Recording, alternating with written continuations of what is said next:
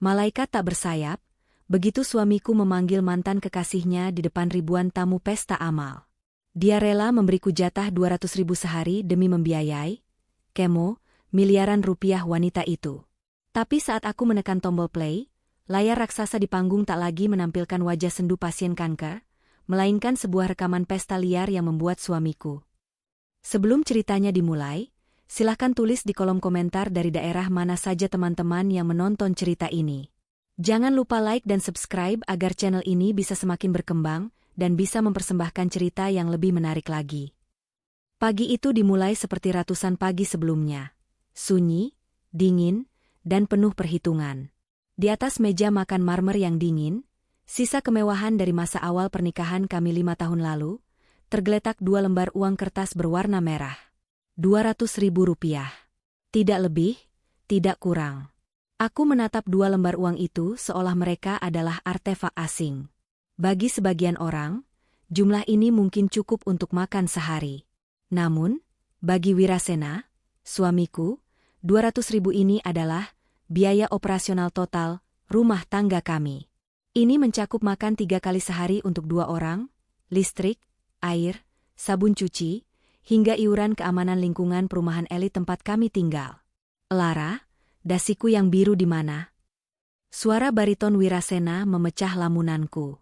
Aku menoleh, melihat sosok pria yang dulu kucintai setengah mati. Ia berdiri di depan cermin besar, mengenakan setelan jas bespoke dari penjahit langganan di Plaza Indonesia. Kain wol Italia itu membalut tubuhnya dengan sempurna, menyembunyikan fakta bahwa ia adalah pria yang sangat pelit pada istrinya sendiri. Ada di gantungan paling kiri, Mas. Sudah aku setrika ulang semalam. Jawabku, suaraku datar. Wirasena tidak mengucapkan terima kasih. Ia hanya mengambil dasi itu, menyimpulkannya dengan cekatan, lalu melirik jam tangan Rolex Submariner di pergelangan tangannya. Jam itu saja harganya setara dengan uang belanjaku selama 2 tahun. Mas, panggilku pelan saat ia hendak mengambil tas kerjanya. Gas habis. Token listrik juga sudah bunyi sejak semalam. 200.000 ini, sepertinya tidak akan cukup kalau aku harus beli beras juga. Wirasena berhenti. Bahunya menegang, tanda ia merasa terganggu. Perlahan ia berbalik, menatapku dengan tatapan yang campuran antara kasihan dan meremehkan. Tatapan yang selalu membuatku merasa kerdil. Lara, desisnya sambil menggelengkan kepala. Kamu ini mantan auditor, kan? Harusnya kamu pintar mengelola cash flow. Masa uang segitu saja tidak cukup? Kita ini sedang masa prihatin, sayang. Aku sedang membangun fondasi agar kita bisa pensiun dini di usia 45. Kamu harusnya mendukung aku, bukan malah merengek minta tambah terus. Tapi Mas, harga kebutuhan pokok naik. Telur naik, cabai naik.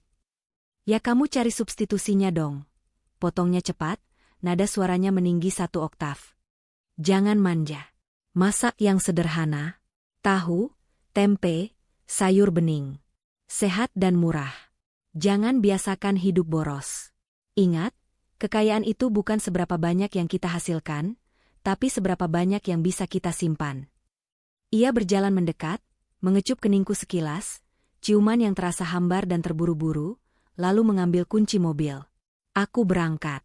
Jangan lupa, malam ini aku mau makan sop buntut. Bikin sendiri ya, jangan beli. Lebih higienis dan hemat. Tanpa menunggu jawabanku, Wirasena melangkah keluar. Beberapa detik kemudian, terdengar deru halus mesin sedan Eropa miliknya menjauh dari garasi. Aku ditinggalkan sendirian di rumah besar yang mulai terasa seperti penjara, dengan 2 lembar uang merah yang harus kucukup-cukupkan untuk membeli gas, listrik, beras, dan daging buntut sapi yang harganya saja sudah pasti melebihi anggaran hari ini. Aku menghela napas panjang, menahan gemuruh di dada. Dulu, aku adalah wanita karir yang mandiri. Aku punya gaji sendiri, aku punya kebebasan. Tapi Wirasena memintaku berhenti bekerja dengan alasan, agar ada yang mengurus rumah dengan benar. Bodohnya aku menurutinya atas nama cinta dan bakti. Sekarang, aku hanyalah manajer keuangan rumah tangga yang dipaksa melakukan akrobat anggaran setiap hari. Namun, ada satu hal yang Wirasena lupa, insting auditor tidak pernah benar-benar mati. Dan pagi ini, rasa lelahku mulai berubah menjadi sesuatu yang lain. Sesuatu yang lebih berbahaya daripada sekadar keluhan istri. Kecurigaan. Siang itu matahari bersinar terik, seolah mengejek nasibku yang harus berjalan kaki ke pasar tradisional, bukan supermarket, demi mendapatkan harga termurah. Demi menuruti permintaan sop buntut Wirasena, aku terpaksa mengorbankan uang listrik. Token listrik rumah akan mati nanti malam, dan aku harus siap dengan lilin atau omelan Wirasena. Aku memilih opsi kedua. Setidaknya telingaku sudah kebal, tapi perut suamiku tidak bisa diajak kompromi. Sepulangnya dari pasar, aku langsung menuju ruang laundry. Rutinitasku selalu sama. Memilah pakaian kotor Wirasena, memeriksa saku-sakunya agar tidak ada tisu atau koin yang tertinggal sebelum dimasukkan ke mesin cuci. Wirasena sangat cerewet soal pakaiannya. Satu noda luntur saja bisa memicu perang dunia ketiga di rumah ini. Aku mengangkat jas abu-abu charcoal yang dipakainya kemarin. Jas ini berat, bahannya premium. Saat aku meraba saku bagian dalam, jari-jariku menyentuh secari kertas tebal. Bukan struk belanja biasa, teksturnya lebih kaku. Aku menariknya keluar. Itu adalah sebuah amplop kecil yang sudah terbuka, dengan kop surat perusahaan tempat Wirasena bekerja sebagai CEO, Nusantara Fintech Solusindo. Jantungku berdegup kencang. Tanganku gemetar saat membuka lipatan kertas di dalamnya. Itu adalah slip gaji, bukan, ini adalah slip bonus performa tahunan. Mataku menyisir angka-angka di sana, melewati kolom pajak dan potongan lain, hingga mendarat di angka bersih yang diterima. Total penerimaan bersih, 850 juta rupiah. Aku harus membacanya 3 kali. 850 juta rupiah. Dunia seakan berhenti berputar. Udara di ruang cuci yang pengap mendadak terasa mencekik. Aku merosot ke lantai, punggungku bersandar pada mesin cuci yang dingin. Kertas itu masih kugenggam erat hingga lecek. 850 juta rupiah. Bonus tahunan. Itu belum termasuk gaji bulanannya yang setahuku sudah mencapai 3 digit. Dan pagi ini, dia memarahiku karena meminta tambahan uang untuk membeli gas. Dia menceramahiku tentang masa prihatin dan pensiun dini. Dia menyuruhku berjalan kaki ke pasar dan menawar harga sayur sementara dia mengantongi hampir 1 miliar rupiah dalam sekali bonus.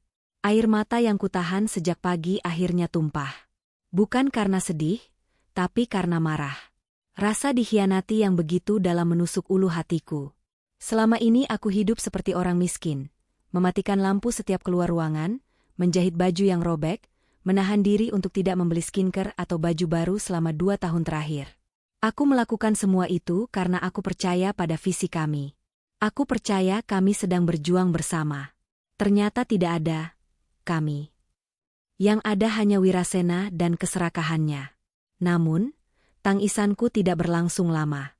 Sisi rasionalku mulai mengambil alih. Otak auditorku yang sudah lama tertidur kini terbangun sepenuhnya, distimulasi oleh bukti nyata berupa angka. Angka tidak pernah berbohong, manusialah yang berbohong. Jika dia memiliki uang sebanyak ini, kemana perginya? Gaya hidup Wirasena memang mewah di luar. Mobil, jam tangan, jas, tapi itu semua inventaris lama atau fasilitas kantor. Di rumah, dia sangat perhitungan. Tidak ada renovasi rumah, tidak ada liburan, tidak ada perhiasan untukku. Uang itu pasti mengalir ke suatu tempat. Dan aku harus tahu kemana. Aku bangkit berdiri, menyeka air mataku dengan kasar. Kertas slip gaji itu kulipat rapi dan kusimpan di saku celanaku. Ini adalah bukti pertama. Amunisi pertamaku. Perang dingin di rumah ini baru saja dimulai, dan Wirasena tidak akan tahu apa yang menghantamnya. Malam itu, Wirasena pulang dengan suasana hati yang buruk. Sop buntut yang kumasak dengan susah payah hanya dimakan separuh. Dia mengeluh dagingnya kurang empuk, kuahnya kurang gurih, dan berbagai alasan lain. Biasanya, aku akan minta maaf dan berjanji akan memasak lebih baik. Tapi malam ini, aku hanya diam, menatapnya dengan dingin dari seberang meja makan. Setelah makan malam, Wirasena langsung masuk ke ruang kerjanya. Jangan ganggu, aku ada conference call dengan investor dari Singapura, katanya ketus sambil menutup pintu. Aku menunggu di kamar tidur. Jam dinding menunjukkan pukul 11 malam ketika akhirnya Wirasena keluar, langsung menuju kamar mandi, lalu tertidur pulas dalam hitungan menit karena kelelahan. Dengkurannya terdengar halus namun teratur. Ini kesempatanku. Aku menyelinap keluar kamar, menuju ruang kerjanya. Jantungku berpacu lebih cepat dari sebelumnya. Aku tahu Wirasena ceroboh jika sudah di rumah. Dia merasa rumah adalah kastilnya di mana tidak ada yang berani membangkang. Laptop kerjanya, sebuah MacBook Pro terbaru, tergeletak di meja kerjanya dalam keadaan sleep mode. Aku membukanya. Layar menyala, meminta kata sandi. Dulu, kata sandinya adalah tanggal pernikahan kami, 04112019. Aku mencoba mengetikkannya. Incorrect password. Aku mencoba tanggal lahirnya. Salah. Aku mencoba tanggal lahir ibunya. Salah. Keringat dingin mulai menetes di pelipis. Aku memutar otak, mencoba masuk ke dalam pikiran narsistik Wirasena. Apa yang paling dia cintai di dunia ini? Dirinya sendiri. Kesuksesannya. Aku teringat, bulan lalu dia mendapat penghargaan sebagai CEO of the Year dari sebuah majalah bisnis bergengsi. Tanggal berapa itu? 15 Agustus.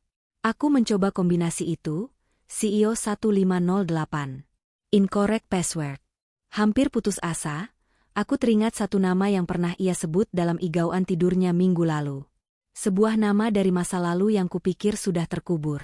Soraya.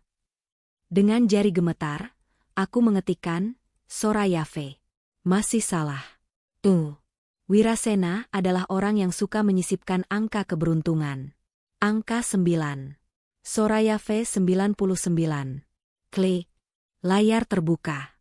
Menampilkan wallpaper pemandangan gedung pencakar langit New York. Rasa mual seketika menghantam perutku. Bukan karena aku berhasil masuk, tapi karena password itu. Dia menggunakan nama mantan kekasihnya sebagai kunci akses kehidupan digitalnya. Itu saja sudah cukup menjadi bukti pengkhianatan emosional.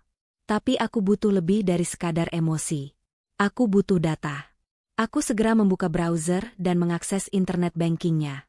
Untungnya, browser itu menyimpan username dan password secara otomatis, hanya butuh token untuk transaksi, tapi aku bisa melihat mutasi tanpa token. Mataku menelusuri deretan angka di layar. Mutasi rekening Wirasena bulan ini sangat aktif. Gaji masuk, 125 juta rupiah, bulanan. Bonus masuk, 850 juta rupiah, yang kulihat di slip. Lalu, pengeluaran. Transfer ke Lara, 200.000 rupiah, setiap hari. Transfer ke Lara, 200.000 rupiah. Deretan transfer receh itu terlihat menyedihkan di antara transaksi raksasa lainnya. Dan di sanalah aku menemukannya. Pola itu. Transfer ke SV, 15 juta rupiah, keterangan, obat. Transfer ke SV, 25 juta rupiah, keterangan, terapi. Pembayaran kartu kredit, 45 juta rupiah, tagihan bulan lalu. Transfer ke SV, 50 juta rupiah, keterangan, urgent, RS. Dalam 1 bulan terakhir, total transfer ke inisial, SV, mencapai hampir 150 juta rupiah. SV. Soraya Valenka. Aku merasa lututku lemas. Wirasena memberikan nafkah 200.000 sehari untuk istrinya yang melayaninya bak raja, sementara ia menggelontorkan ratusan juta untuk mantan kekasihnya. Alasan-alasannya tentang obat dan terapi di kolom berita transfer membuat keningku berkerut. Soraya sakit? Atau ini hanya kedok?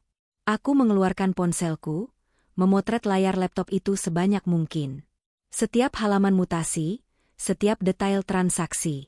Aku bekerja cepat, takut Wirasena terbangun. Setelah selesai, aku menghapus histori pencarian terakhir di laptopnya, menutupnya kembali, dan mengelap bekas sidik jariku di keyboard dengan ujung baju. Aku kembali ke kamar tidur, memandang wajah suamiku yang sedang tertidur lelap. Wajah yang dulu kuanggap tampan dan berwibawa, kini terlihat seperti topeng monster yang menjijikan. Malam ini, aku tidur di sebelahnya dengan membawa rahasia yang akan menghancurkan hidupnya. 3 hari setelah penemuan itu, aku memutuskan untuk bermain peran. Aku tidak langsung meledak. Aku menjadi istri yang penurut, namun mataku merekam segalanya. Aku sedang mengumpulkan kepingan puzzle terakhir sebelum aku benar-benar yakin bagaimana cara menghancurkan mereka. Hari itu hari Jumat. Wirasena menelepon pukul 5 sore. Aku lembur.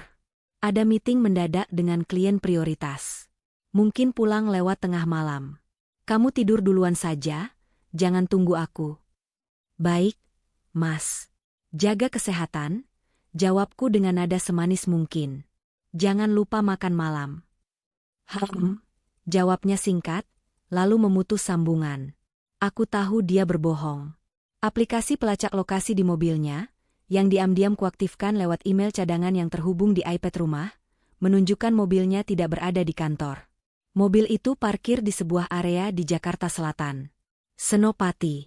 Kawasan restoran dan lounge mewah, bukan tempat meeting korporat jam segini, dan lokasi itu sangat dekat dengan apartemen lama tempat Soraya dulu tinggal. Aku menunggu di ruang tamu, lampu kumatikan, hanya diterangi cahaya remang dari lampu jalan yang menembus jendela. Jam menunjukkan pukul 1.30 dini hari ketika aku mendengar suara mobil memasuki carport. Wirasena masuk dengan langkah gontai, berpura-pura lelah. Dia sedikit terkejut melihatku masih duduk di sofa dalam gelap. Astaga, Lara, bikin kaget saja. Kenapa belum tidur? Hardiknya, mencoba menutupi kegugupannya dengan kemarahan. Aku berdiri, berjalan mendekatinya. Aku khawatir, Mas. Kamu jarang pulang selarut ini. Aku memeluknya. Bukan pelukan rindu, melainkan pelukan investigasi. Aku membenamkan wajahku di dada kemejanya, menghirup dalam-dalam. Ada bau asap rokok, padahal Wirasena tidak merokok. Ada bau alkohol samar. Dan yang paling menyengat, ada aroma parfum yang menempel kuat di jasnya. Ini bukan parfum maskulin Tom Ford yang biasa dipakai Wirasena.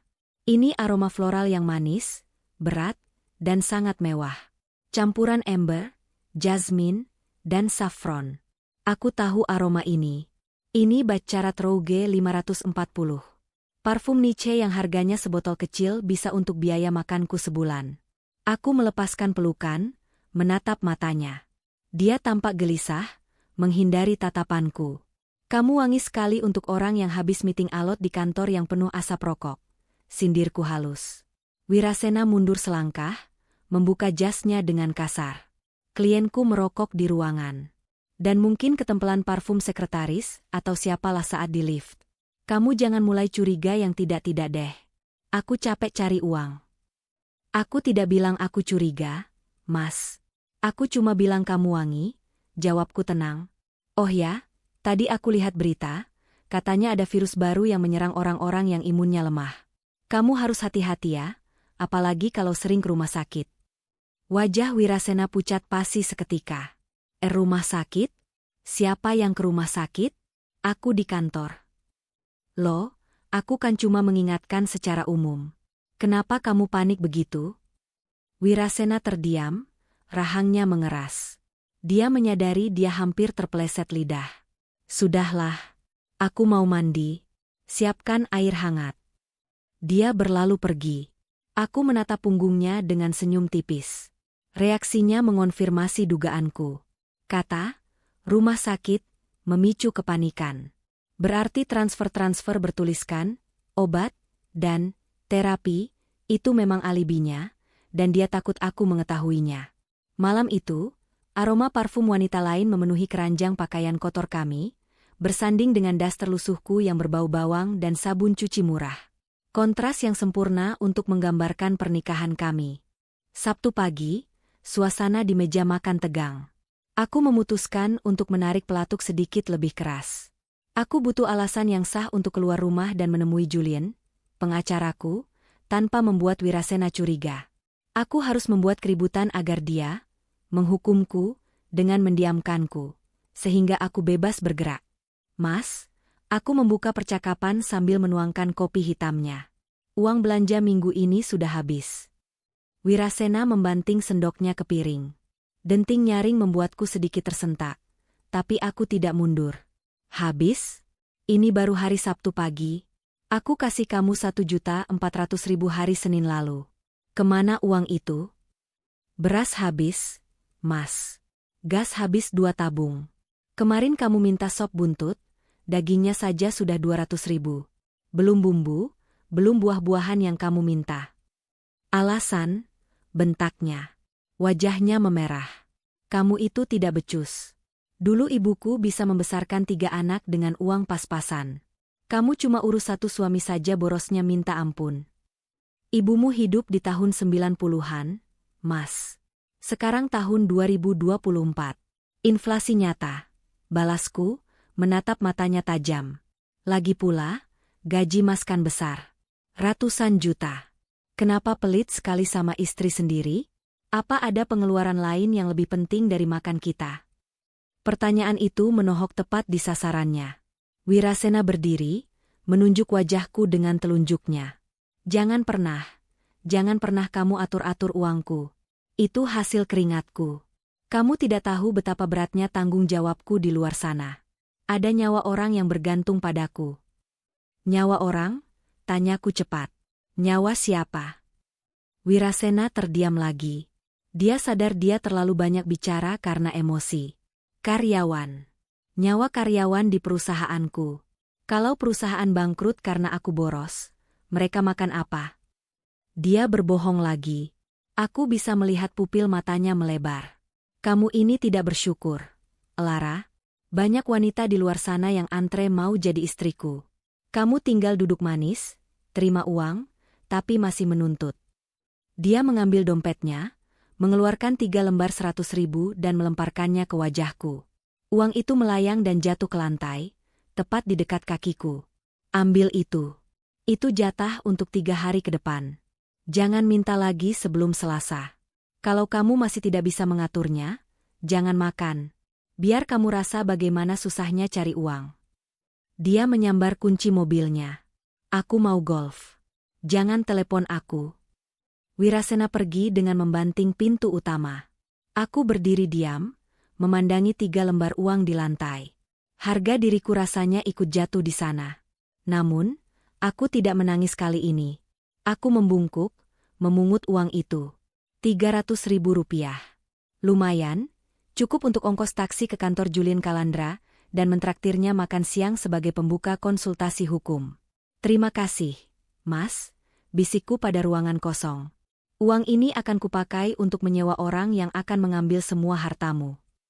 Aku bergegas ke kamar, mengganti dasterku dengan pakaian terbaik yang masih kumiliki, sebuah dress batik lama yang masih layak pakai. Aku memoleskan sedikit make up untuk menyamarkan mata pandaku. Hari ini, Lara si istri penurut sedang cuti. Hari ini, Lara si auditor investigasi akan mulai bekerja. Aku mengambil tas, memasukkan ponsel yang berisi foto-foto bukti, dan melangkah keluar rumah dengan tujuan pasti. Tujuanku bukan pasar, melainkan kantor firma hukum Kalandra O Partners. Gedung perkantoran di kawasan SCBD itu menjulang tinggi, memantulkan cahaya matahari siang yang menyengat. Di lobi lantai 18, tulisan perak Kalandra O Partners menyambutku dengan aura intimidasi yang elegan. Ini adalah dunia yang dulu akrab denganku, dunia profesionalisme, hukum, dan logika, sebelum aku terkubur dalam dunia domestik yang menyesakan. Resepsionis menatapku dengan sedikit kerutan di dahi. Penampilanku mungkin tidak semewah, klien-klien Julien yang biasanya datang dengan tas Hermes dan sepatu low boutin. Dress batikku rapi, tapi jelas bukan koleksi musim terbaru. Saya Lara Anindya. Saya ingin bertemu Julien Kalandra. Saya tidak punya janji temu, tapi tolong sampaikan saya di sini, kataku tegas. 5 menit kemudian, pintu kaca ganda terbuka. Julien setengah berlari keluar, wajahnya yang biasanya kaku dan serius kini dipenuhi keterkejutan. Lara? Astaga, sudah berapa lama? 2 tahun? Julien tidak berubah. Dia masih pria jangkung dengan kacamata bingkai tipis dan tatapan tajam yang seolah bisa memindai kebohongan. Kami masuk ruangan pribadinya yang luas, beraroma kopi dan kertas tua. Aku duduk di kursi kulit di hadapannya, meletakkan tas tanganku, dan mengeluarkan 3 lembar uang 100.000 rupiah yang tadi dilempar Wirasena. Aku meletakkannya di atas meja kaca yang mengilap. Julien menatap uang itu, lalu menatapku bingung. Apa ini, El? Ini retainer MU, Jul. Uang muka jasa hukum. Sisanya, Aku akan membayarnya setelah aku berhasil mengambil kembali hakku dari suamiku. Wajah Julian berubah seketika. Sisi, teman lama, menghilang, digantikan oleh sisi pengacara yang tajam. Dia duduk tegak, menautkan jari-jarinya. Ceritakan semuanya. Jangan ada yang terlewat. Aku menceritakan segalanya.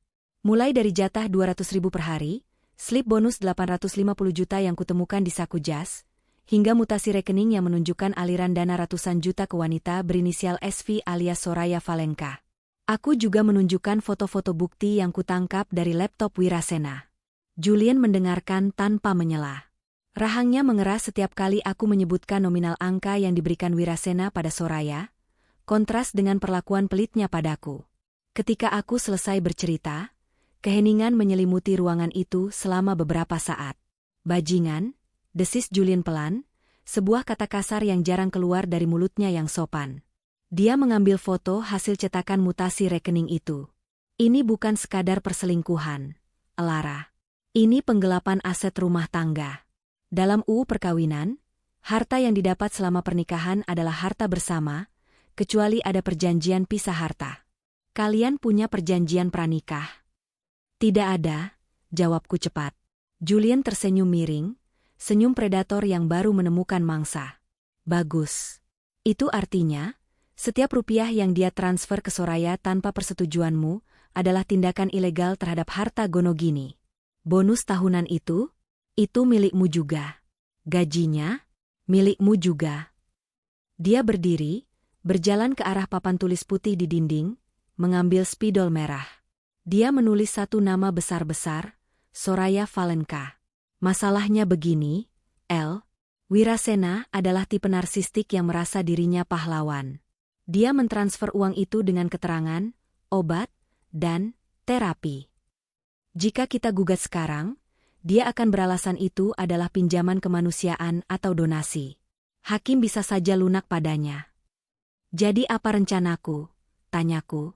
Kita harus buktikan bahwa sakitnya adalah palsu, kata Julian tajam. Dan kita harus buktikan bahwa uang itu digunakan untuk gaya hidup, bukan pengobatan. Kita tidak hanya akan menceraikan Wirasena. Kita akan memiskinkannya dan menjebloskan Soraya ke penjara atas tuduhan penipuan. Julian kembali duduk, menatapku lekat.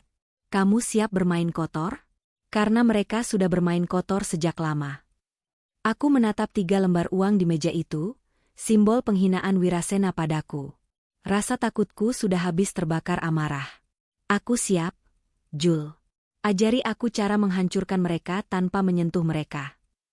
Berdasarkan data yang digali tim Julian dari riwayat lokasi ponsel Wirasena, Julian memiliki tim IT forensik yang mengerikan hebatnya. Wirasena sering mengunjungi sebuah rumah sakit swasta elit di Jakarta Pusat setiap hari Selasa dan Kamis saat jam makan siang. Hari ini hari Selasa.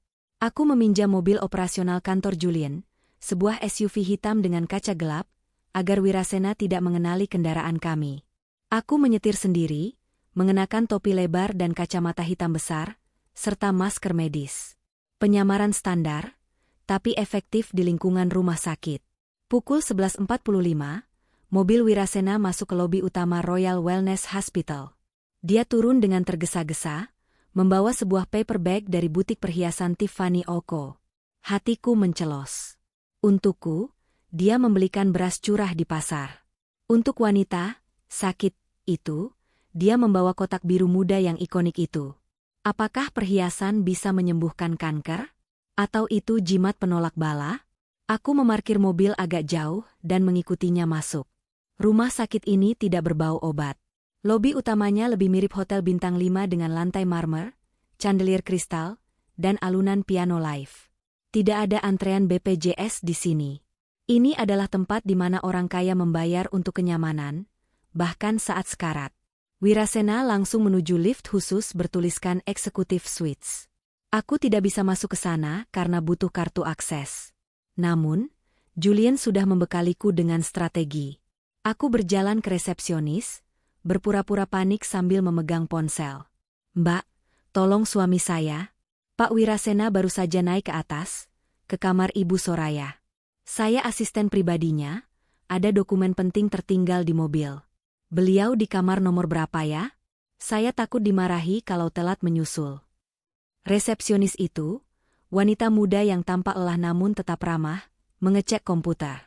Pak Wirasena, ke suite 808 ya, Bu? Kamar Ibu Soraya Valenka. Betul. Lantai 8 ya? Terima kasih, Mbak. Aku segera menuju lift umum, menekan tombol lantai 8. Jantungku berdegup kencang, bukan karena takut ketahuan, tapi karena adrenalin pemburu yang sedang mengintai mangsa. Lantai 8 sangat sunyi. Karpet tebal meredam suara langkah kakiku. Di sepanjang lorong, lukisan abstrak tergantung di dinding. Tidak ada berangkar atau perawat yang berlarian. Hanya ada pintu-pintu kayu jati yang kokoh. Aku menemukan kamar 808. Pintunya sedikit terbuka, kebiasaan ceroboh Wirasena yang selalu merasa aman. Dari celah itu, aku bisa melihat sebagian interior kamar. Itu bukan kamar rawat inap biasa. Ada sofa kulit, TV layar datar 60 inci, dan minibar. Dan di sana, di atas ranjang pasien yang bisa diatur posisinya, duduk seorang wanita. Soraya. Dia terlihat cantik. Terlalu cantik untuk orang yang katanya sedang berjuang melawan penyakit mematikan. Wajahnya dipoles make-up tipis, no make-up look. Rambutnya di-blow sempurna. Dia mengenakan piyama sutra, bukan baju pasien rumah sakit. Wirasena duduk di kursi di samping ranjang, memegang tangan Soraya dengan raut wajah penuh kekhawatiran yang memuakan. Aku mengeluarkan ponselku, mengaktifkan mode perekam suara, dan mendekatkan diri ke celah pintu. Aku menahan napas. Inilah saatnya mendengar sandiwara mereka. Suara Soraya terdengar lemah, serak, dan dibuat-buat. Sebuah akting yang mungkin akan memenangkan piala citra jika jurinya adalah laki-laki bodoh seperti suamiku. Sakit sekali, Mas, rasanya tulang-tulangku seperti ditusuk jarum, rintih Soraya. Dia memegang dadanya secara dramatis. Dokter bilang, obat kemo yang kemarin tidak mempan. Tubuhku menolak. Ada obat baru dari Jerman, satu ampul harganya 50 juta. Tapi aku nggak mau merepotkan kamu lagi. Biar aku mati saja. Hus! Jangan bicara begitu, potong Wirasena panik. Suaranya bergetar. Uang bukan masalah, Soraya.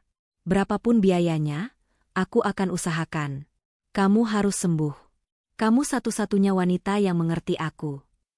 Aku menggigit bibir bawahku menahan mual. Wanita yang mengerti aku, katanya.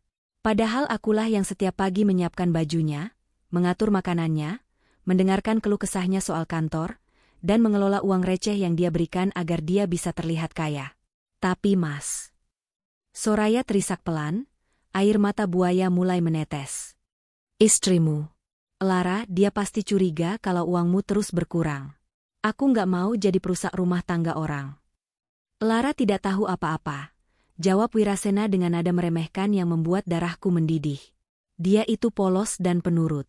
Dia pikir kita lagi masa prihatin. Aku kasih dia 200.000 sehari saja dia diam. Dia nggak akan curiga. Uangku aman di tanganku. Mendengar namaku disebut dengan nada serendah itu, rasa sakit di hatiku berubah menjadi tekad baja. Dia benar-benar menganggapku bodoh. Dia memanfaatkan kesetiaanku sebagai senjata untuk menipuku. Ini, kata Wirasena. Terdengar suara notifikasi mobile banking. Aku sudah transfer 75 juta. Kamu minta dokter pesan obat itu sekarang. Jangan pikirkan biaya. Bonus tahunanku baru cair, cukup untuk perawatan kamu setahun ke depan. Mas Wirasena, kamu malaikatku, isak Soraya, lalu dia memeluk Wirasena. Dari celah pintu, aku melihat tangan Soraya yang melingkar di punggung Wirasena. Jari-jarinya lentik dengan nail art yang rumit dan mahal. Dan yang paling penting, saat wajah Wirasena terbenam di bahunya, ekspresi sedih Soraya lenyap seketika. Dia menatap ke arah paper bag Tiffany di atas meja dengan seringai tamak yang mengerikan. Dia tersenyum, senyum kemenangan iblis betina. Dia tidak sakit. Tidak ada orang yang sedang kesakitan luar biasa bisa tersenyum selicik itu detik berikutnya. Tiba-tiba, seorang perawat berjalan mendekat dari arah lorong. Aku tersentak, segera mundur dan berpura-pura sedang menelepon di dekat jendela lorong. Perawat itu masuk ke kamar 808. Permisi, Bu Soraya. Waktunya vitamin kulit dan facial oksigennya. Langkahku terhenti. Vitamin kulit? Facial oksigen?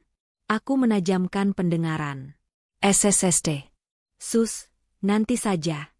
Suara Soraya mendesis tajam, nadanya berubah total dari yang tadi merintih. Oh, maaf Bu. Saya kira Bapak sudah pulang. Jawab perawat itu bingung. Vitamin kulit? Tanya Wirasena heran. Katanya mau suntik pereda nyeri. Iya, Mas. Soraya tergagap sejenak, tapi dengan cepat menguasai keadaan. Itu istilah mereka untuk suplemen pendamping kemo, supaya kulitku nggak gosong karena radiasi. Sus ini memang suka salah sebut. Oh, begitu. Ya sudah, lakukan yang terbaik. Sus, kata Wirasena, kembali tertipu mentah-mentah. Aku merekam semuanya. Percakapan tentang vitamin kulit dan facial oksigen itu adalah emas. Ini bukan pengobatan kanker. Ini salon kecantikan berkedok rawat inap. Aku menyimpan rekaman itu, merapikan maskerku, dan berjalan cepat menuju lift. Aku sudah mendapatkan apa yang kubutuhkan. Saat pintu lift tertutup, aku melihat bayanganku di cermin logam. Mataku tidak lagi sayu. Mataku menyala. Wirasena baru saja mentransfer 75 juta untuk vitamin kulit, selingkuhannya. Sementara tadi pagi dia membanting sendok karena aku minta uang gas. Baiklah, Wirasena. Nikmati masa-masa terakhirmu menjadi malaikat. Karena sebentar lagi, aku akan mencabut sayapmu dan melemparmu ke neraka kemiskinan yang sebenarnya. Malam harinya, aku kembali bertemu Julien, kali ini di sebuah kafe tertutup yang sepi pengunjung. Aku memutar rekaman suara dari rumah sakit itu. Wajah Julien semakin gelap seiring berjalannya rekaman, terutama di bagian Soraya memanipulasi Wirasena soal lara yang polos. Vitamin kulit dan facial oksigen, gumam Julien sambil mengetukkan jarinya di meja. Itu kuncinya. Julien mengeluarkan sebuah map tebal berwarna biru. Timku bergerak cepat. L. Berdasarkan foto laptop yang kamu berikan, kami melacak dokter yang menandatangani resep Soraya. Namanya Dr. Rian Santoso. Julien membuka map itu, memperlihatkan profil seorang dokter muda yang tampan dengan gaya playboy. Dr. Rian ini bukan onkolog, ahli kanker. Dia adalah dokter estetika umum, spesialis kecantikan. Dan tebak apa lagi? Julien menyodorkan selembar kartu keluarga lama yang didapatkan dari catatan sipil. Rian Santoso adalah sepupu kandung dari ibu Soraya Valenka. Mereka bersekongkol. Aku membaca dokumen itu dengan tangan gemetar. Semuanya masuk akal sekarang. Surat keterangan sakit palsu, resep obat yang harganya selangit namun isinya hanya vitamin, dan kemudahan akses kamar VVIP. Rian mendapatkan komisi dari uang yang diperas Soraya, dan Soraya mendapatkan perawatan kecantikan gratis plus uang tunai. Ini penipuan terencana, L, kata Julien serius. Pasal 378 KUHP tentang penipuan, Yungto pasal 55 karena dilakukan bersama-sama. Dan karena korbannya adalah suamimu, dan uang itu adalah harta bersama, kamu punya legal standing yang kuat untuk melaporkan mereka. Tapi Wirasena pasti akan membela mereka, kataku pesimis. Dia sudah dicuci otaknya. Dia akan bilang dia ikhlas memberikan uang itu. Benar. Maka dari itu, kita tidak bisa hanya menyerang dari sisi hukum. Kita harus menghancurkan fantasinya. Julien tersenyum licik. Wirasena memberikan uang itu karena dia pikir Soraya sekarat. Dia merasa menjadi pahlawan.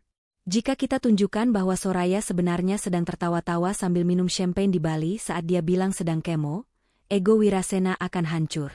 Dan saat ego narsistik terluka, cintanya akan berubah menjadi kebencian yang mematikan. Bagaimana cara membuktikannya? Soraya sangat licin.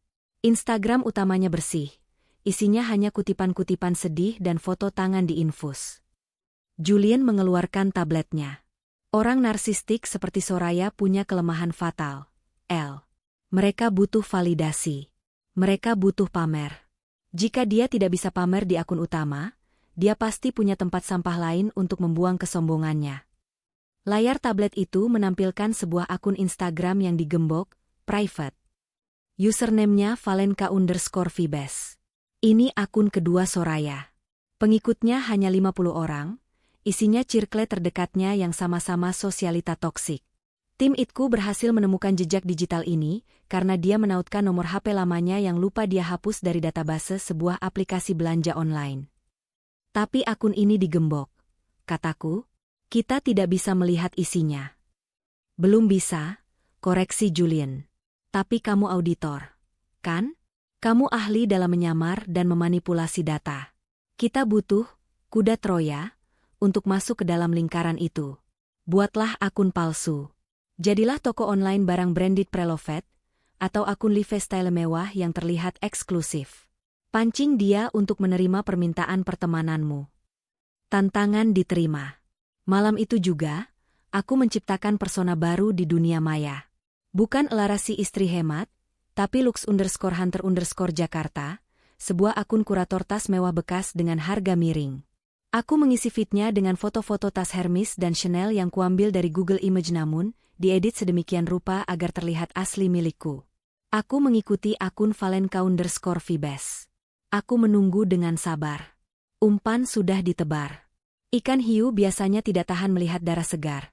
Atau dalam kasus Soraya, tas Birkin dengan harga diskon.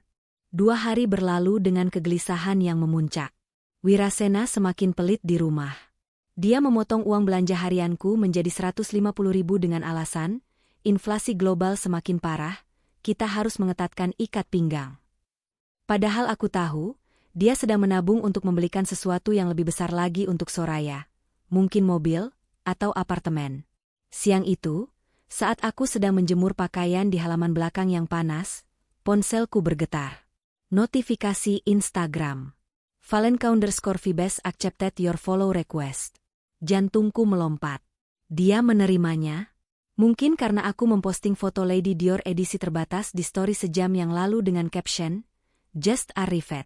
Looking for new owner. DM for price. Soraya tidak bisa menahan godaan barang mewah. Dengan tangan yang sedikit berkeringat, aku membuka profil Valenka_Vibes. Duniaku serasa jungkir balik. Jika akun utama Soraya adalah drama tragedi, akun keduanya ini adalah pesta pora hedonisme. Foto pertama yang kulihat, Soraya sedang berbikini di pinggir kolam renang sebuah beach club di Bali, memegang gelas koktail. Keterangannya, Healing my soul, burning cash. Thanks Daddy W. Tanggal postingan, 3 hari yang lalu. Tepat di hari Wirasena bilang padaku dia harus mentransfer 50 juta untuk tindakan operasi darurat. Jadi, operasi darurat itu adalah pesta di Bali? Aku menggulir ke bawah. Sebuah video pendek.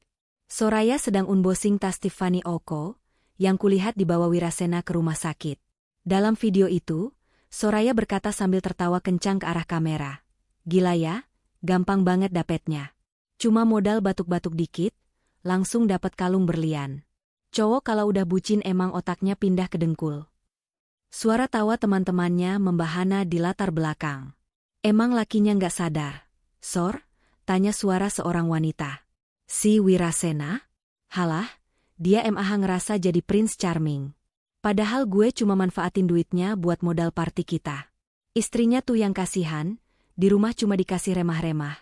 Lakinya gue peres sampai kering. Darahku mendidih sampai ke ubun-ubun. Tanganku gemetar hebat. Bukan karena takut, tapi karena murka yang luar biasa. Dia tidak hanya menipu Wirasena, dia secara aktif menghina dan merendahkan kami berdua. Dia menertawakan penderitaanku. Dia menertawakan kesetiaanku. Aku mendownload semua foto dan video itu. Setiap bukti tanggal, setiap caption yang menghina, setiap lokasi yang dia tandai. Aku mencocokkan tanggal postingan itu dengan mutasi rekening Wirasena. Tanggal 10, Wirasena transfer 25 juta, keterangan, oksigen. Tanggal 10, Instagram Soraya check-in di omakase termahal di Jakarta, bill mencapai 20 juta. Tanggal 15, Wirasena transfer 40 juta, keterangan, penebusan obat kanker. Tanggal 16, Instagram Soraya foto belanja high heels Manolo Blahnik 2 pasang. Semuanya cocok. Setiap rupiah yang ditarik dari keringat Wirasena, dan aku sebagai istri, langsung berubah menjadi barang-barang vanity yang melekat di tubuh wanita ular itu. Aku mengirimkan semua file itu ke Julian via cloud drive terenkripsi. Dapat, ketikku singkat. Balasan Julian masuk semenit kemudian. Ini bom atom, L. Kita bisa meledakkannya sekarang, atau kita tunggu momen yang paling menyakitkan buat mereka.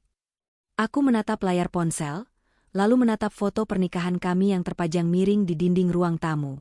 Debu menempel di bingkainya, seolah menggambarkan pernikahan ini yang sudah lama kotor. Aku mengetik balasan, tunggu. Minggu depan Soraya ulang tahun. Aku dengar dia mau bikin pesta amal untuk pejuang kanker. Wirasena pasti diundang. Kita ledakkan di sana. Aku meletakkan ponselku. Senyum dingin tersungging di bibirku. Aku kembali melanjutkan menjemur pakaian suamiku. Setiap helai baju yang kujemur terasa seperti kain kafan bagi pernikahan kami. Tapi tidak apa-apa. Karena setelah ini, aku tidak akan menjadi istri yang mencuci baju lagi. Aku akan menjadi wanita yang mencuci bersih hidupku dari parasit bernama Wirasena dan Soraya. Perang terbuka sudah di depan mata. 1 minggu berlalu sejak aku menemukan akun Instagram rahasia Soraya. Hari-hari di rumah terasa seperti berjalan di atas pecahan kaca. Wirasena semakin sering pulang larut, dan setiap kali dia pulang, dia membawa alasan-alasan baru tentang betapa sulitnya ekonomi dan betapa pentingnya berhemat. Namun, Julian menghubungiku dengan kabar yang jauh lebih buruk daripada sekadar tagihan kartu kredit atau struk belanja. Datang ke kantor sekarang, L. Bawa semua dokumen identitasmu. Pesan singkat Julian masuk saat aku sedang menghitung uang kembalian tukang sayur. 1 jam kemudian, aku duduk di ruangan Julian. Kali ini, tidak ada kopi atau basa-basi. Di meja, terhampar sebuah dokumen tebal dengan kop Badan Pertanahan Nasional dan sebuah akta notaris yang masih berbau tinta segar. Kamu bilang kalian tinggal di rumah warisan orang tuamu, kan? Tanya Julian tanpa pembukaan. Iya. Rumah itu atas namaku, pemberian bapak sebelum meninggal. Jawabku. Julian mengangguk, lalu menyorongkan dokumen di meja itu ke arahku. Lalu, ini rumah siapa? Aku membaca dokumen itu. Sertifikat hak milik atas satuan rumah susun, apartemen. Lokasinya di Depaku Buono Spring, salah satu kawasan hunian vertikal paling elit di Jakarta Selatan. Harganya? Miliaran rupiah. Mataku membelalak saat melihat nama pemilik yang tertera di sana. Bukan Wirasena. Tertulis, Soraya Valenka. Namun, Julian segera membalik halaman ke bagian lampiran pembayaran dan akad kredit. Penjamin dan pembayar utama, Wirasena. Wirasena membelikan apartemen ini 3 bulan yang lalu. Jelas Julian dengan suara berat, seolah ia sendiri jijik menyampaikan fakta ini. Dia membelinya dengan skema hard cash bertahap. Uang muka 50% dibayar tunai dari pencairan reksadana yang dia klaim sebagai kerugian investasi dalam laporan keuangan rumah tangga kalian. Dadaku sesak. 3 bulan lalu, itu adalah masa di mana Wirasena memotong uang belanjaku dari 500.000 menjadi 200.000. Waktu itu dia pulang dengan wajah lesu, bercerita bahwa pasar saham hancur dan tabungan kami tergerus habis. Aku, sebagai istri yang bodoh dan suportif, memeluknya dan berkata, "Tidak apa-apa, Mas. Kita mulai lagi dari nol. Aku akan lebih hemat." Ternyata, kerugian, itu adalah uang muka apartemen untuk mantan kekasihnya. Dia menggunakan tabungan pendidikan anak yang bahkan belum kami miliki. Suaraku bergetar, separuh berbisik. Kami punya rekening bersama untuk masa depan. Dia bilang isinya kosong karena krisis. Ternyata isinya pindah ke Paku Buwono. Dan bukan hanya itu, tambah Julian. Dia menunjukkan lembar lain. Apartemen ini diisi dengan perabotan custom. Desainernya dibayar mahal. Total aliran dana yang keluar untuk apartemen ini sudah mencapai 4,5 miliar rupiah dalam 6 bulan terakhir. Aku merasa ingin muntah. 4,5 miliar. Sementara aku harus menambal dasterku yang sobek, karena malu minta uang beli baju baru. Soraya pintar, kata Julian. Secara hukum, sertifikat itu atas nama dia. Jika kalian bercerai biasa, apartemen itu tidak masuk Gonogini karena sudah dihibahkan. Wirasena sangat rapi menyembunyikan jejaknya, seolah-olah ini adalah utang piutang perusahaan. Tapi dia lupa satu hal, tanda tangan persetujuan pasangan. Julian menunjuk sebuah kolom kosong di akta notaris pembelian aset. Untuk pembelian aset sebesar ini menggunakan dana pribadi suami, seharusnya ada persetujuan istri.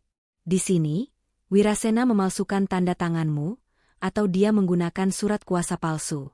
Kami sedang memverifikasi tanda tangan ini di lab kriminologi.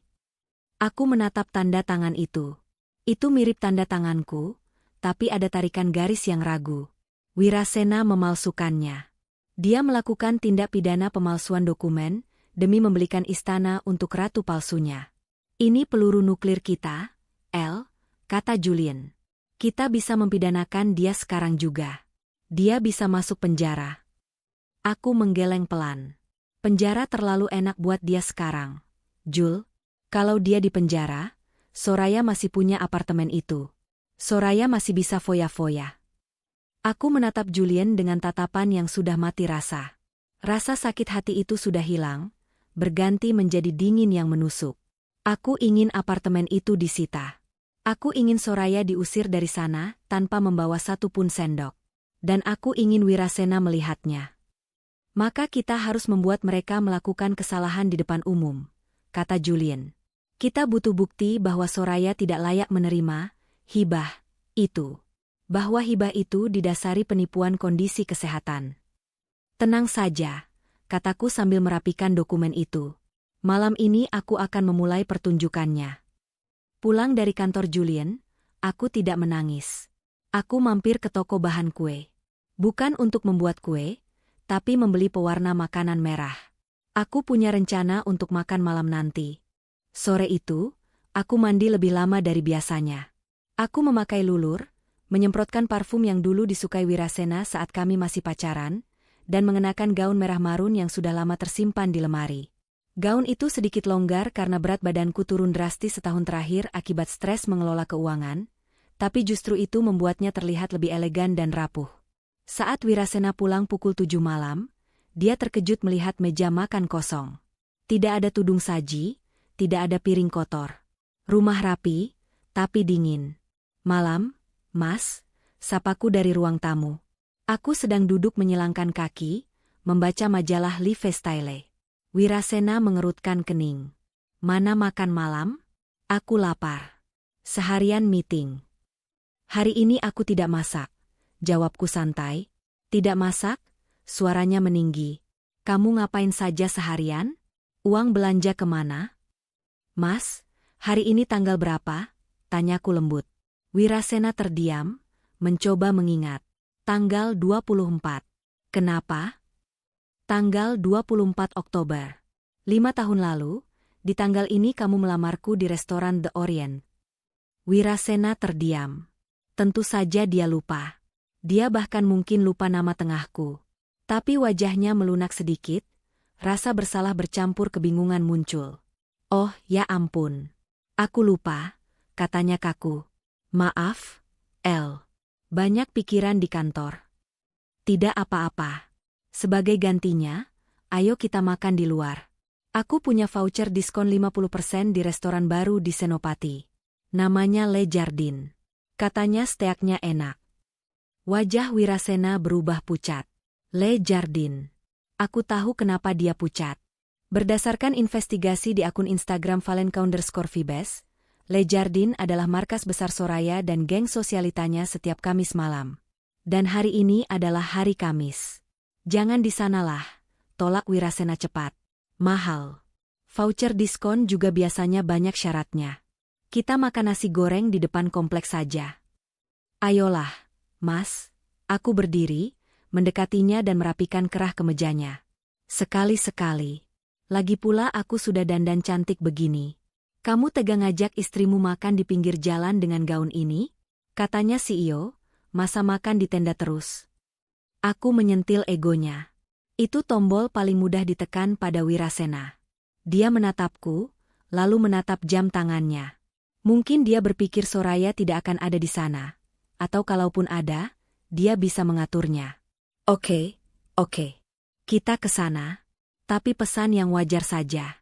Jangan mentang-mentang diskon kamu pesan yang mahal-mahal.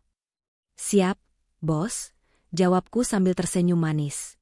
Senyum yang menyembunyikan belati. Perjalanan ke Senopati terasa hening. Wirasena gelisah di balik kemudi. Dia berkali-kali mengecek ponselnya, mungkin mengirim pesan peringatan pada Soraya. Tapi aku tahu, Soraya tipe orang yang meletakkan ponsel di tas saat sedang asyik pesta. Atau lebih baik lagi, aku sudah meminta Julian melakukan sedikit trik. Tim It Julian telah membanjiri notifikasi ponsel Soraya dengan spam bot sejak 1 jam lalu, sehingga pesan Wirasena pasti tenggelam di antara ribuan notifikasi sampah. Sesampainya di Le Jardin, suasana restoran sangat hidup. Musik jazz mengalun, gelas berdenting, dan aroma truffle memenuhi udara. Wirasena tampak seperti maling yang masuk ke kantor polisi. Matanya liar memindai setiap sudut ruangan. Kita duduk di pojok sana saja, yang sepi, ajak Wirasena, menarik tanganku ke area sudut yang gelap. Nggak mau gelap. Di tengah saja, dekat live music, bantahku, menariknya ke meja nomor 12, meja yang strategis karena memiliki pandangan langsung ke area VIP lounge. Kami duduk. Wirasena tidak bisa tenang. Dia duduk membelakangi area VIP, berharap punggungnya bisa menjadi tameng. Tapi aku duduk menghadap langsung ke sana. Dan benar saja. Di sana, di sofa bludru hijau zamrud area VIP, duduklah sang ratu penipu. Soraya Valenka. Dia tidak sendiri. Dia dikelilingi 4 orang temannya. Di meja mereka terdapat 3 botol Muto Chandon, menara seafood, dan asap rokok mengepul tebal. Soraya mengenakan dress kemben ketat yang memamerkan bahunya, bahu yang seharusnya ringkih karena kemoterapi. Mas, panggilku sambil membuka buku menu. Kamu mau ribeye atau tenderloin? Terserah. Samakan saja, jawabnya ketus, matanya terus menunduk ke meja. Oke. Mas, ngomong-ngomong soal kesehatan, teman SMA-ku ada yang meninggal kanker minggu lalu. Kasihan sekali. Badannya kurus kering, rambutnya rontok habis. Kanker itu mengerikan ya? Wirasena tersentak. Dia meminum air putihnya dengan gugup. Ya memang ngeri. Makanya kita harus jaga kesehatan. Iya. Tapi aneh ya, ada orang yang sakit kanker tapi malah terlihat segar bugar. Apa itu mukjizat? Maksudmu apa? Wirasena menatapku tajam. Tiap orang beda kondisi fisiknya. Jangan julid. Bukan julid, Mas. Cuma kagum, kataku sambil mengarahkan pandanganku ke belakang bahu Wirasena. Seperti wanita di belakangmu itu. Cantik sekali, sangat hidup. Wirasena membeku. Perlahan, dengan ketakutan yang nyata, dia menoleh ke belakang. Waktu seakan melambat saat Wirasena melihat pemandangan itu. Soraya sedang berdiri di atas sofa, memegang gelas champagne di tangan kanan dan rokok elektronik di tangan kiri. Dia tertawa lepas, kepalanya mendongak ke belakang, leher jenjangnya terekspos. Tidak ada tanda-tanda sakit. Tidak ada infus. Tidak ada wajah pucat. Dia bersinar karena alkohol dan kegembiraan. Salah satu teman prianya merangkul pinggang Soraya, dan Soraya tidak menolaknya. Malah, dia berbisik sesuatu ke telinga pria itu lalu tertawa lagi. Wajah Wirasena berubah dari pucat menjadi merah padam. Bukan karena malu, tapi karena cemburu dan syok. Fantasi, wanita lemah yang butuh perlindungan, yang selama ini dia bangun di kepalanya hancur berantakan dalam 1 detik. Soraya, desis Wirasena tanpa sadar. Suara musik berhenti sejenak saat pergantian lagu. Di keheningan sesaat itu, suara tawa Soraya terdengar jelas ke seluruh ruangan. Gila lo, Rick. Sumpah, besok gue harus akting lemes lagi nih kalau si ATM berjalan dateng. Seru Soraya lantang pada teman prianya. Beberapa orang di meja sebelah menoleh. Aku menahan napas.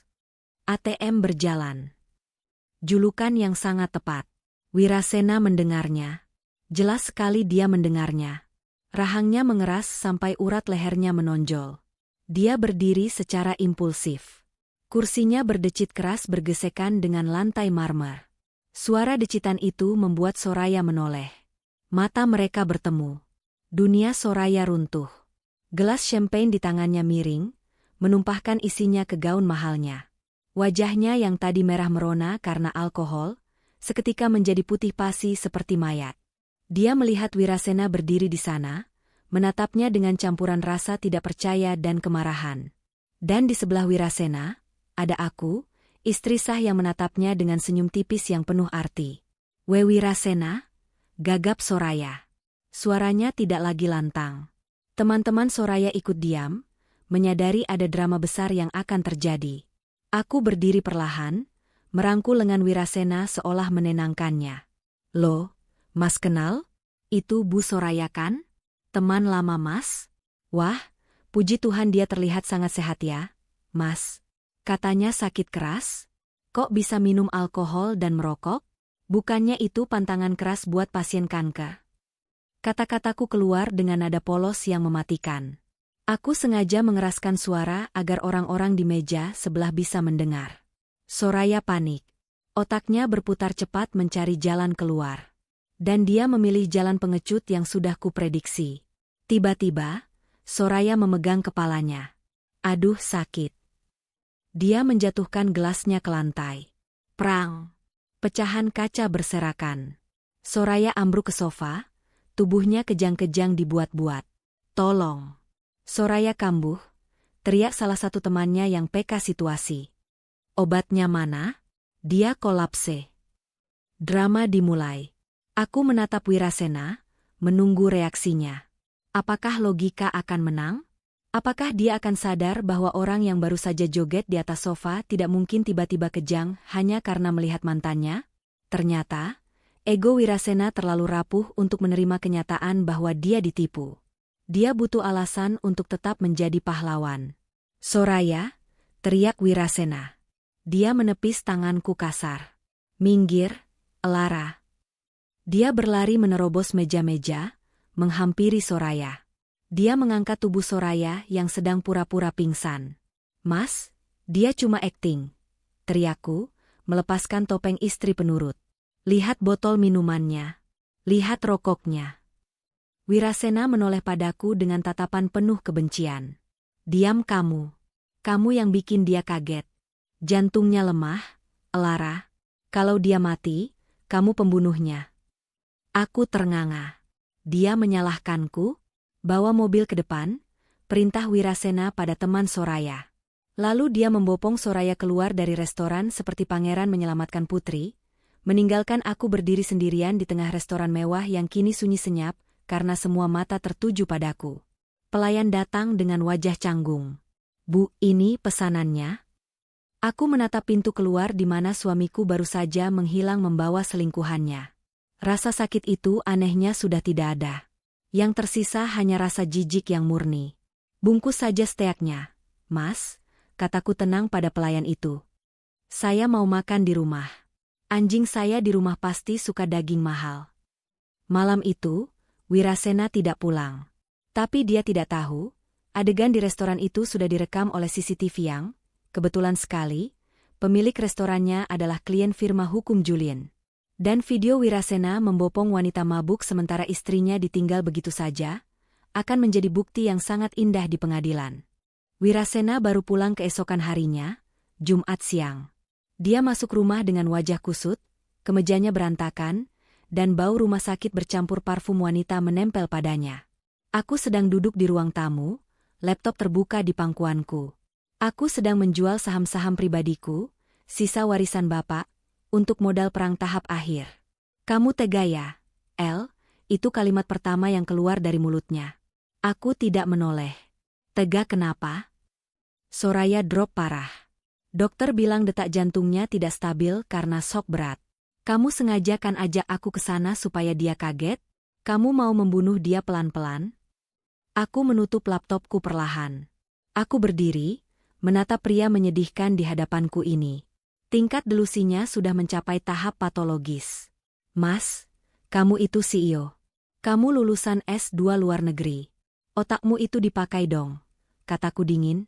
Orang sakit kanker stadium lanjut tidak minum champagne. Tidak merokok. Tidak joget di atas sofa. Dia itu mabuk, Mas. Dan dia kaget karena kebohongan dia terbongkar di depan matamu. Cukup, bentak Wirasena.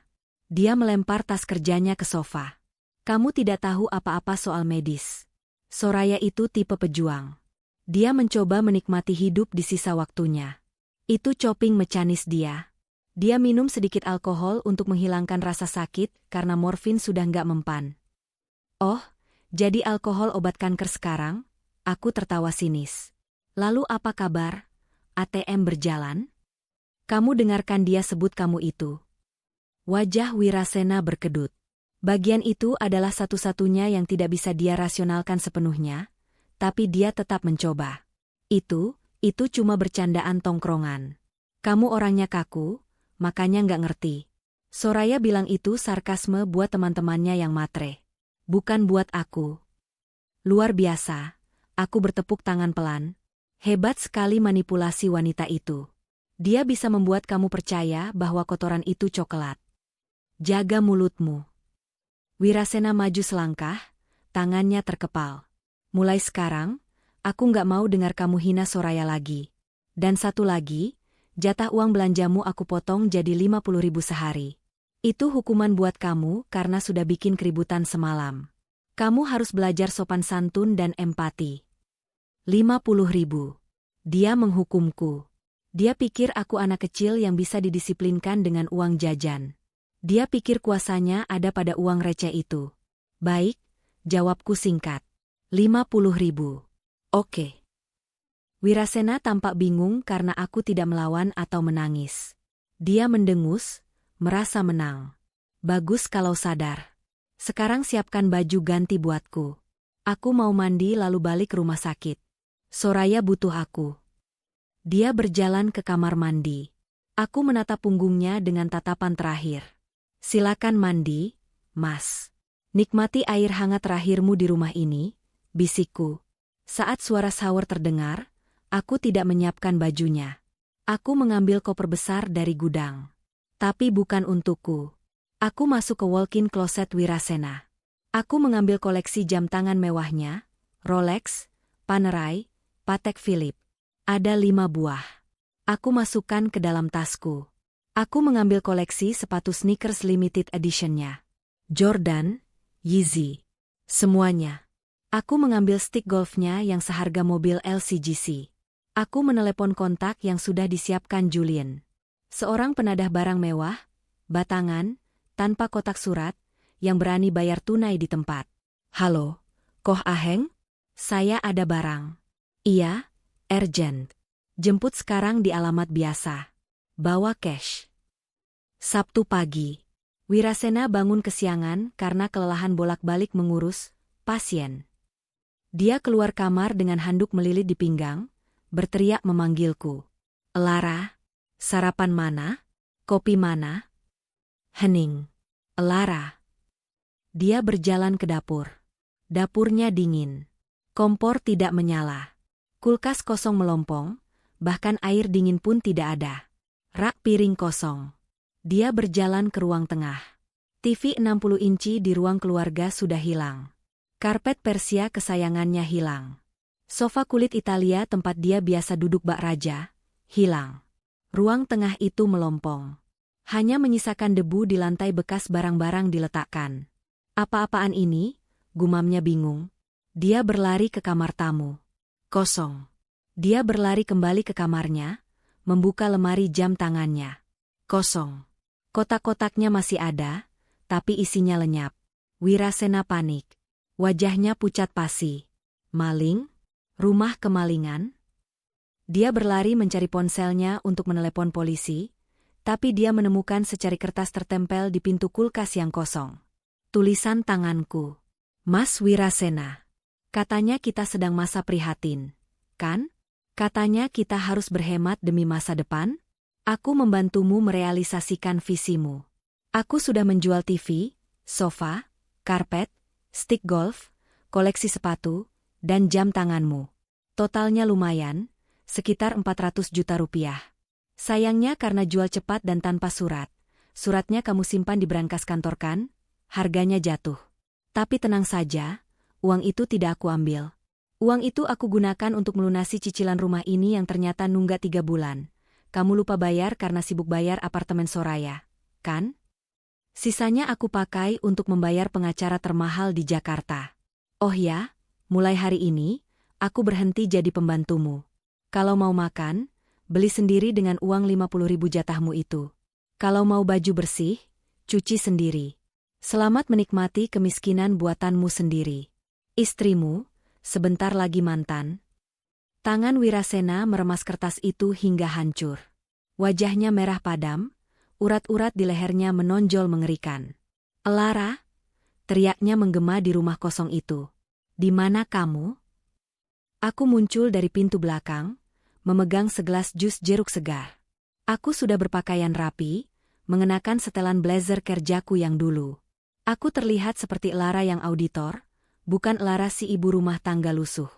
"Berani-beraninya kamu jual barang-barangku. Itu kriminal. Aku lapor polisi," teriak Wirasena, menunjuk wajahku. "Silakan lapor," jawabku tenang sambil menyesap jus. Barang-barang itu dibeli saat masa pernikahan. Itu harta bersama. Aku berhak menjualnya untuk kebutuhan hidup, karena suami tidak memberi nafkah yang layak. Pasal 34 UU Perkawinan, Mas. Suami wajib melindungi istri dan memberikan segala sesuatu keperluan hidup berumah tangga. Kamu melanggarnya, jadi aku mengambil hakku. Kamu gila. Itu jam tangan investasiku. Investasi bodong. Koreksiku. Sama seperti investasimu pada Soraya. Aku meletakkan gelas jus di meja dapur yang kosong. Sekarang, keluar dari rumah ini. Ini rumah warisan bapakku. Sertifikat atas namaku. Kamu tidak punya hak tinggal di sini lagi. Wirasena ternganga. Dia seolah ditampar bolak-balik oleh realita. Kakakmu mengusirku? Aku suamimu. Suami macam apa yang kasih makan istri 50.000 tapi belikan selingkuhan apartemen 4,5 miliar? Serangku balik, suaraku meninggi untuk pertama kalinya. Wirasena mundur selangkah. Dia sadar aku tahu soal apartemen itu. Wajahnya berubah dari marah menjadi takut. Rahasianya terbongkar. "Dengar, El, soal apartemen itu aset perusahaan, atas nama Soraya cuma pinjam nama. Simpan dongengmu untuk hakim pengadilan agama. Potongku. Koper bajumu sudah kutaruh di teras. Keluar sekarang, atau aku panggil satpam komplek untuk menyeretmu keluar sebagai pengganggu ketertiban." Wirasena menatapku, mencoba mencari sisa-sisa Elara yang penurut. Tapi dia tidak menemukannya. Dia hanya menemukan tembok beton yang dingin. Dengan napas memburu dan harga diri yang hancur lebur, Wirasena berbalik. Dia berjalan keluar dengan langkah berat. Di teras, kopernya tergeletak begitu saja. Dia mengambilnya, lalu menatap rumah besar yang kini tertutup baginya. Dia masuk ke mobilnya, membanting pintu, dan melaju pergi. Aku mengunci pintu rumah. Menyandar di baliknya. Tubuhku merosot ke lantai. Air mataku menetes, tapi kali ini air mata kelegaan. Babak bertahan sudah selesai. Rumah ini sudah bersih dari parasit. Sekarang saatnya babak penyerangan. Pesta amal Soraya tinggal 2 hari lagi. Dan aku akan pastikan itu menjadi pesta perpisahan bagi kehidupan mewah mereka. Hotel mulia Senayan malam itu bermandikan cahaya keemasan. Mobil-mobil mewah berderet menurunkan penumpang di lobi utama. Wanita-wanita dengan gaun malam seharga puluhan juta dan pria-pria berjas rapi berjalan masuk menuju Grand Ballroom. Mereka hadir untuk satu tujuan mulia yang terpampang besar di spanduk depan. Charity Night, A Night for Survivors, hosted by Soraya Valenka Foundation. Acara ini dirancang untuk menjadi panggung penahbisan Soraya sebagai malaikat tak bersayap. Tiket masuknya 5 juta rupiah per kursi, dan semua hasil penjualan tiket, konon, akan disumbangkan untuk penderita kanker yang kurang mampu. Aku melangkah turun dari sedan hitam milik Julian. Bukan sebagai tamu undangan, tapi sebagai eksekutor. Malam ini aku mengenakan gaun hitam panjang berbahan velvet yang memeluk tubuhku dengan elegan, kontras dengan kulitku yang kini tampak lebih cerah karena perawatan diri yang akhirnya bisa kulakukan. Tidak ada lagi Lara si istri kumal. Malam ini, aku adalah Lara sang nemesis. Julian berjalan di sampingku, gagah dengan tuxedo hitamnya. Dia menggenggam lenganku, bukan sebagai kekasih, tapi sebagai penopang moral. "Siap?" bisiknya. "Lebih dari siap," jawabku, meremas clutch bag yang berisi flash disk kecil, hulu ledak nuklir kami. Kami melewati pemeriksaan keamanan. Nama kami tidak ada di daftar tamu, tentu saja. Tapi Julian mengenal kepala keamanan hotel ini, klien lamanya yang pernah ia selamatkan dari kasus hukum pelik. Satu anggukan dari Julian, dan kami diizinkan masuk melalui pintu samping yang langsung mengarah ke area backstage yang terhubung ke sayap kiri ballroom. Dari posisi kami yang agak tersembunyi di balik pilar besar, aku bisa melihat seisi ruangan. Dekorasi ruangan itu luar biasa mewah. Bunga lili putih di mana-mana, simbol kesucian dan kematian, ironi yang menggelikan. Di meja utama, duduklah Wirasena. Dia tampak berantakan. Meskipun mengenakan jas mahal, kantung matanya terlihat jelas. Rambutnya yang biasanya disisir klimis kini sedikit acak-acakan. Sejak kuusir dari rumah 2 hari lalu, dia tinggal di hotel, dan sepertinya dia tidak tidur nyenyak. Dia terus-menerus meminum wine-nya dengan gelisah. Dan di tengah panggung, duduklah bintang utama kita, Soraya Valenka. Dia duduk di kursi roda, sebuah properti baru untuk menambah efek dramatis. Dia mengenakan gaun putih pucat yang longgar, wajahnya dirias sedemikian rupa agar terlihat sayu namun tetap cantik dalam penderitaan. Dia sedang diwawancarai oleh MC kondang. "Mbak Soraya," suara MC menggema lembut. "Apa yang membuat Anda tetap kuat berjuang melawan penyakit ini, sambil tetap memikirkan orang lain?"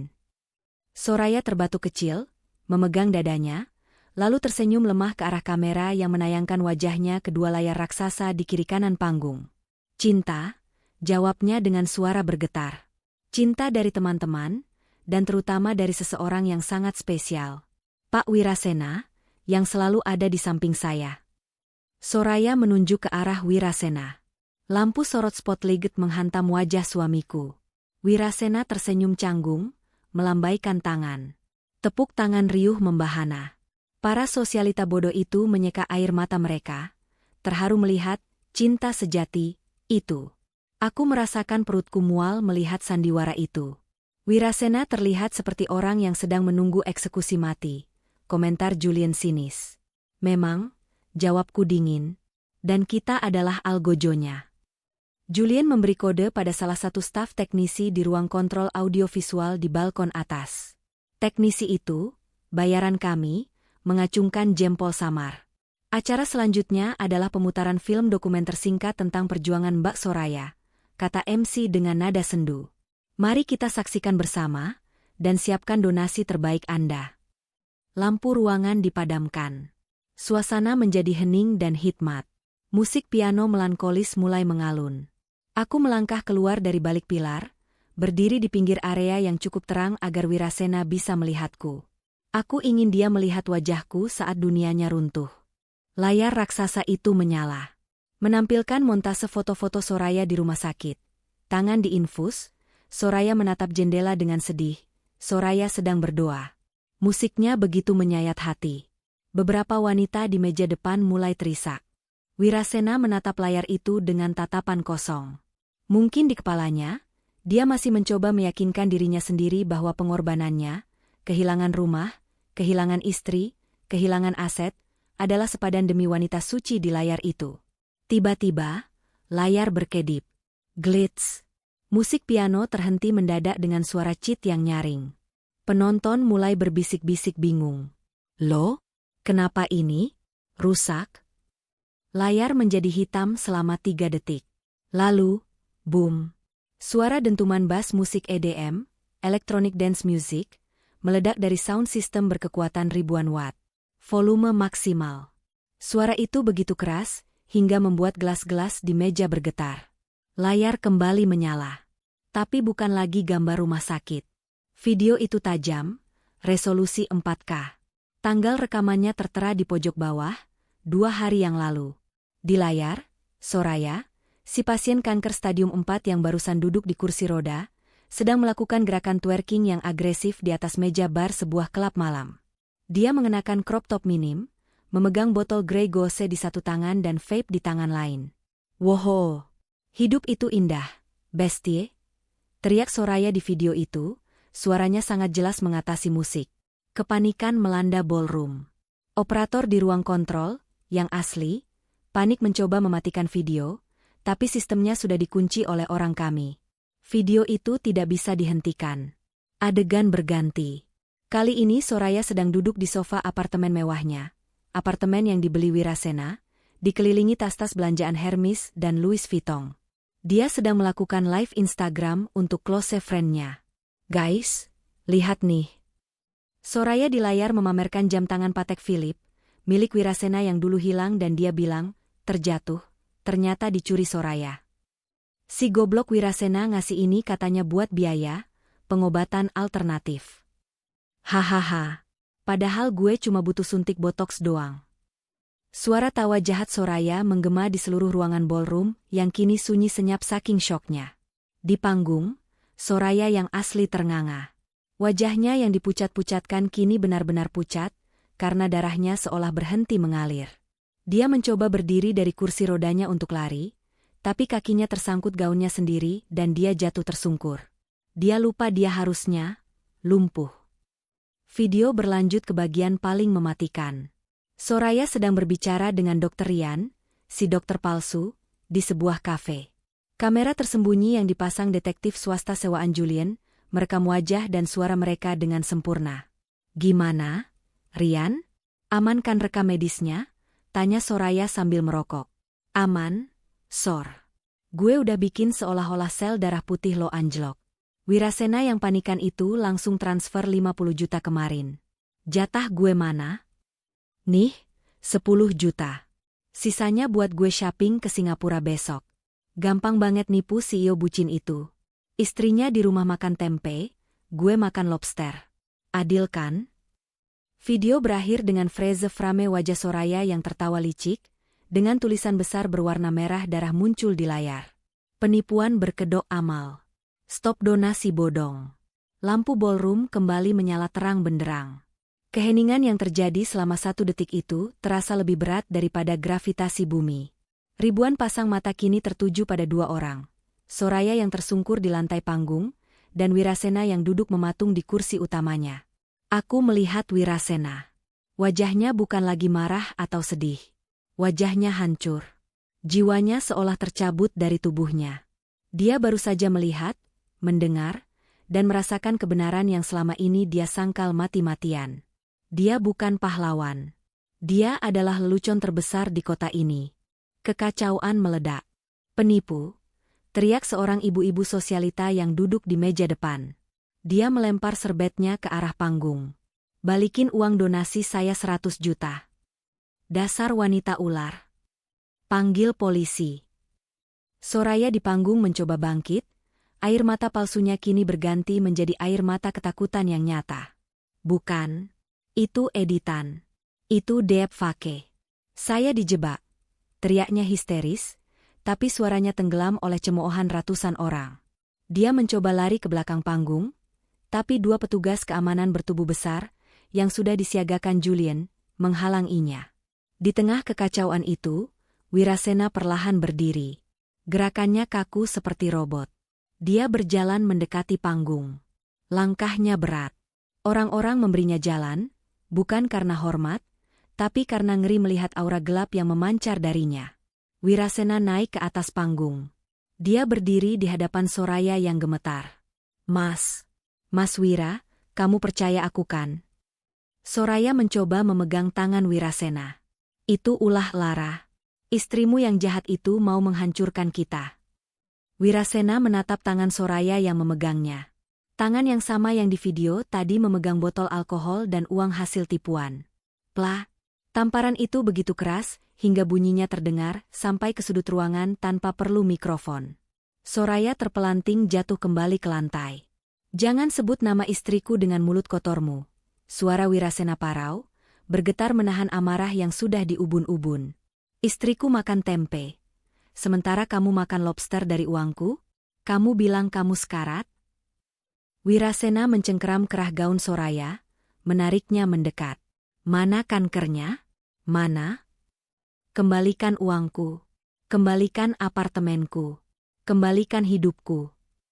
Wirasena mengguncang tubuh Soraya dengan brutal. Orang-orang mulai berteriak ketakutan. Wirasena sudah kehilangan kendali. Cukup, Pak Wirasena. Suara tegas Julian memecah drama itu. Julian naik ke panggung, diikuti oleh 4 orang petugas kepolisian berseragam lengkap. Aku berjalan di belakang mereka, menatap lurus ke mata Wirasena. Wirasena melepaskan cengkeramannya. Dia melihatku. Matanya basah. Lara, lihat aku sudah menghukumnya. Aku sudah tahu sekarang. Maafkan aku, kita bisa perbaiki ini, kan? Dia menatapku dengan harapan putus asa, berharap aku akan lari memeluknya seperti istri bodoh yang dulu. Aku berdiri 2 meter darinya, menatapnya seperti menatap sampah yang harus dibuang. Terlambat, Mas, jawabku datar. Seorang perwira polisi maju. Saudari Soraya Valenka dan saudara Dr. Rian Santoso. Polisi itu menunjuk ke arah Rian yang mencoba kabur lewat pintu samping namun sudah ditangkap. Anda kami tahan atas dugaan tindak pidana penipuan, penggelapan dana publik, dan pemalsuan dokumen medis. Anda berhak diam. Borgol besi dipasang di pergelangan tangan Soraya yang halus. Dia menjerit, meronta, memaki-maki semua orang. Wirasena, tolong aku. Jangan biarkan mereka membawaku. Aku cinta kamu. Wirasena hanya diam, menatap kosong saat kekasih hatinya diseret keluar seperti kriminal biasa. Lalu polisi itu berbalik ke arah Wirasena. Bapak Wirasena, kata polisi itu. Mohon maaf, Anda juga harus ikut kami ke kantor polisi untuk dimintai keterangan sebagai saksi korban sekaligus terduga pelaku penelantaran rumah tangga sesuai laporan Ibu Lara. Wirasena ternganga. Saya? Tapi saya korban. Bapak memalsukan tanda tangan Ibu Lara untuk pembelian apartemen senilai 4,5 miliar. Bukan? Sela Julian tajam. Itu pidana, Pak. Dan karena Bapak juga menggunakan dana perusahaan secara tidak sah untuk keperluan pribadi, Dewan Komisaris Perusahaan Bapak baru saja menelepon saya. Mereka memecat Bapak secara tidak hormat malam ini juga. Wirasena ambruk. Lututnya menyentuh lantai panggung. Dalam satu malam, dia kehilangan selingkuhannya, hartanya, jabatannya, dan reputasinya. Aku berbalik badan, tidak ingin melihat kehancurannya lebih lama lagi. Aku berjalan turun dari panggung, meninggalkan ballroom yang masih riuh itu. Langkahku ringan. Udara malam di luar hotel terasa begitu segar. 1 bulan setelah malam itu, Pengadilan Agama Jakarta Selatan menjadi saksi akhir dari pernikahan kami. Wirasena hadir di ruang sidang dengan penampilan yang menyedihkan. Dia kurus, wajahnya tidak terawat. Tanpa jabatan CEO, tanpa fasilitas kantor, dan dengan semua aset yang dibekukan oleh pengadilan, sita marital, atas permohonan Julian, Wirasena benar-benar tidak punya apa-apa. Dia tinggal di sebuah kamar kos sempit, bertahan hidup dari sisa-sisa uang tunai yang dia sembunyikan, yang kini makin menipis. Soraya sudah resmi menjadi tersangka dan ditahan di rutan Pondok Bambu. Apartemen di Pakubuwono disita sebagai barang bukti hasil kejahatan pencucian uang dan penipuan. Dr. Rian pun sudah dicabut izin praktiknya dan menunggu vonis penjara. Di ruang mediasi, Wirasena mencoba memohon sekali lagi. Lara, tolonglah. Suaranya serak, matanya merah. Cabut gugatan sita aset itu. Kalau harta Gonogini dibagi 2, aku masih bisa bangkit. Aku bisa mulai bisnis lagi. Aku janji, aku akan ganti semua uangmu yang dulu. Kita bisa rujuk. Aku hilaf. Aku duduk di hadapannya, didampingi Julian.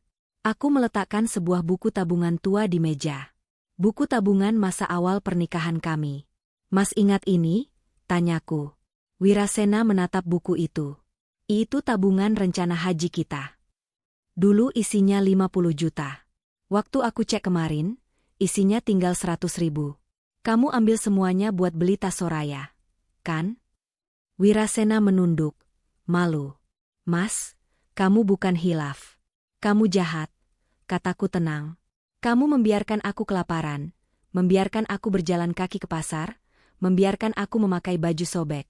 Sementara kamu membangun istana untuk pelacur itu. Aku sudah minta maaf. Bentaknya frustrasi. Apalagi yang kamu mau? Kamu mau aku mati? Aku tidak mau kamu mati. Itu terlalu mudah. Jawabku. Aku mau kamu hidup panjang umur. Mas. Hidup yang lama supaya kamu bisa merasakan setiap detik penyesalan, karena telah membuang berlian demi memungut batu kali.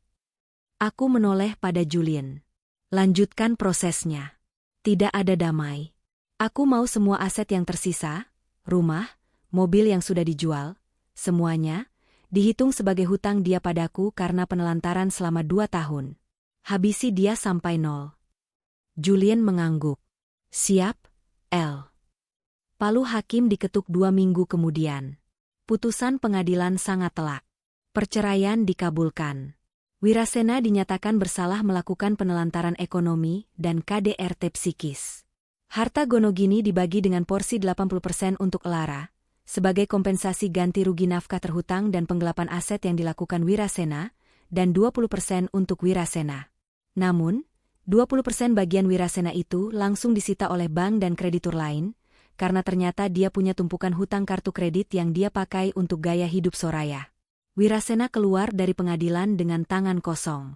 Secara harfiah, dia tidak punya rumah, tidak punya kendaraan, tidak punya pekerjaan, dan namanya masuk daftar hitam Bay Checking serta komunitas bisnis.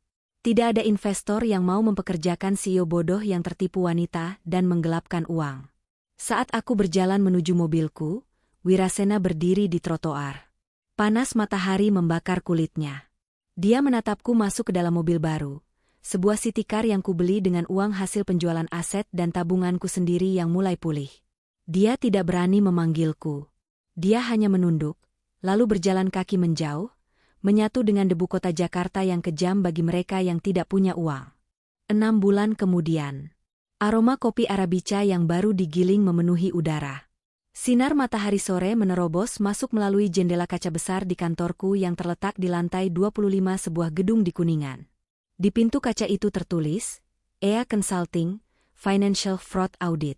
Ya, aku kembali. Tidak hanya kembali bekerja, aku mendirikan firmaku sendiri. Kasus perceraianku yang viral, berkat video di pesta amal itu, ternyata menjadi marketing gratis yang luar biasa. Banyak istri-istri pengusaha kaya yang curiga pada suaminya datang padaku. Mereka tidak butuh sekadar auditor, mereka butuh seseorang yang mengerti rasa sakit dikhianati secara finansial. Aku menjadi spesialis dalam melacak aset tersembunyi dalam sengketa perceraian. Bisnisku booming. Bu Lara, ada kiriman bunga lagi? Sekretarisku masuk membawa buket bunga mawar putih yang besar. Aku tersenyum. Tanpa melihat kartu ucapannya pun aku tahu dari siapa. Untuk wanita terhebat yang pernah ku kenal. Selamat atas kemenangan kasus klien hari ini. Dinner nanti malam? Ja. Julian.